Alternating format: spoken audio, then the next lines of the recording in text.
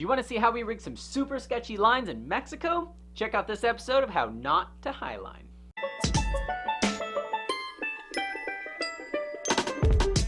Hi, I'm Ryan Jinks and welcome to my garage. We just came home from Mexico and we rigged some sketchy highlines while we were there. A group of us went down there to help support Andy Lewis during his speaking engagement. So during the presentation we set up a highline, and on our free time we set up 2 different lines right along the ocean. So I took some video clips of the anchors while we were highlining so I could show you how we rigged 3 all-natural lines. Let's first go over how we set up the midline at the presentation. So naturally, the building owner doesn't want any holes in their floor or their walls, so we had to rig on 2 scissor lifts. And the tricky part of the setup is we couldn't set up the scissor lifts long ways, but we had to put them sideways so they'd stay close to the walls. So obviously the biggest concern is that we would pull the scissor lifts over, creating quite the show. So let's pretend for a minute that I'm a scissor lift. The stage riggers attached to the structural beams in the open ceiling and attaching to the bottom frame near the wheels, creating a scissor lift harness, preventing them from being pulled towards each other. So they attach a truck strap and a ratchet, much like a trick line, to the base of the scissor lift. That was attached to a cable. And that cable was attached to a span set, which went over the edge of the base, not the edge of the railing. And that span set was connected to a structural beam in the ceiling. So the main idea behind our anchor was to have 2 span sets of the same length, girth hitched to the corner of our scissor lift. But the problem was we had to have our midline in a very specific spot between the trick line and the edge of the stage. So we did the adjustment span set trick to make it the length that we wanted. What you do is you put a cross in it, reach behind the cross, take this, and now you have these 2 wings, make sure they're even, and now it's shorter. It's also very adjustable. If you pull this in like this, you can make it whatever length that you want. Gary has a great Slack Science video on how to make your span sets adjustable, and that link will be in the description below.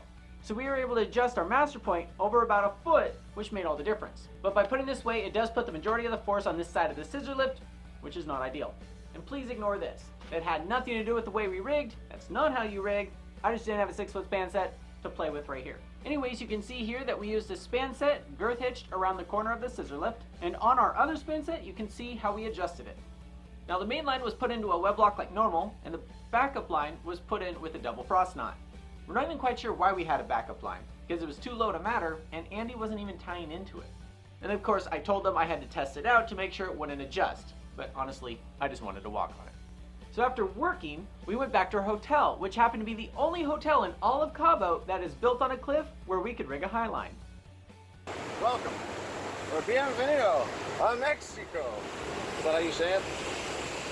Speaking of Mexico, a hotel security guard came down in the middle of our rigging and said no bueno, and we had to take our stuff down. Of course, he only spoke Spanish, which made things interesting. So after we debated with him for a while in Spanglish, he went and got a supervisor. His supervisor was cool. He said we could do it as long as we signed a waiver. So he handed us a blank piece of paper which we had to sign and say we wouldn't sue the hotel. So Andy thought it'd be a good idea to name the line John Hancock. Anyways, we went back at it, and Scott Rogers and I rigged the tension side. There were no horns or boulders or anything for us to wrap, so we ended up wrapping the entire rock over there. I used 4 of my 30 to 35 foot length 8mm Dyneema core static rope.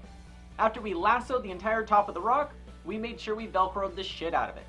And it worked out best for us to just manually equalize our ropes by just adjusting our fisherman knots a few times.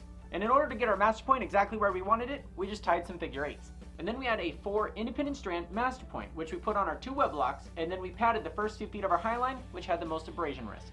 And kudos to Scott Rogers for his idea on how to stabilize the master point by using a cam on either side. We attached the master point to the cams with some whoopee slings, which held it down onto our haul bag, which was our padding for our master point. So the only redundancy we really had was the fact that the rock was wrapped 4 times. But those cams cannot be considered a backup in case the rope broke, because they would have been yanked in a direction that wasn't intended, and by using the carabiners the way we did, we didn't attach it to the master point with the intention of it being a backup, but rather just a stabilizer.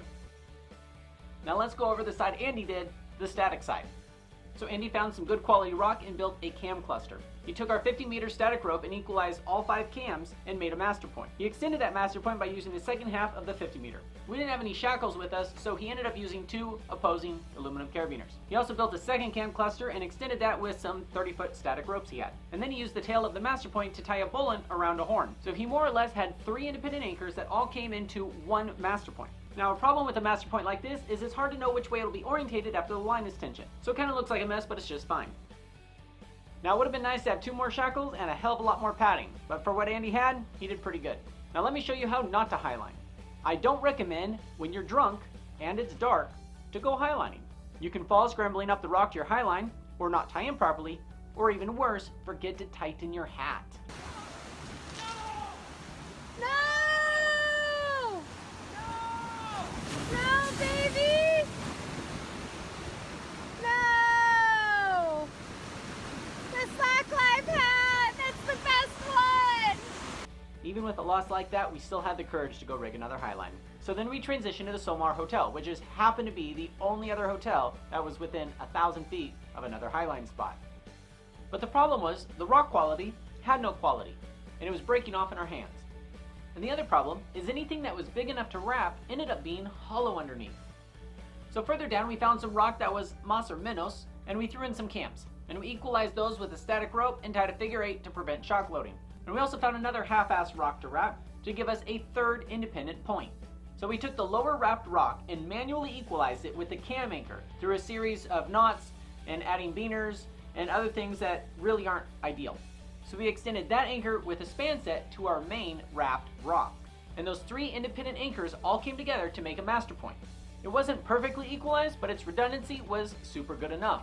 Luckily, we had a shackle with us because that level of tri-loading would have been bad for a carabiner. Now the problem was our master point was 10 or 15 feet away from where it needed to be. So we were able to take 2 of our static ropes and make a 4-strand extension for our master point. We were also able to add 2 more strands of redundancy to our master point extension with the very end of our webbing.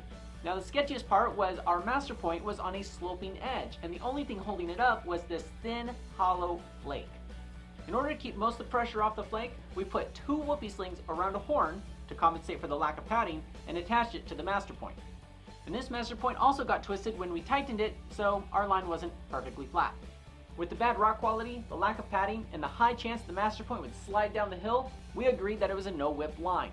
Now I don't have any video of Andy's side, but amazingly, he rigged something super good enough with very limited resources. So after that adventure, we all agreed it should be named Super Good Enough.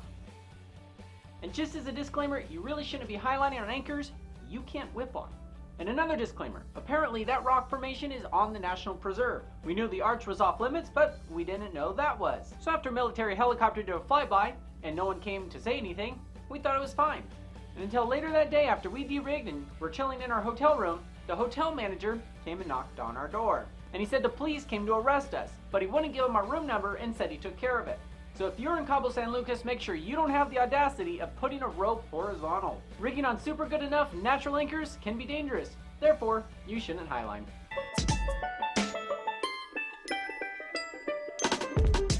Hey, don't be a dummy and go rig your first highline, especially in a foreign country on a federal preserve, without going with somebody who knows what they're doing.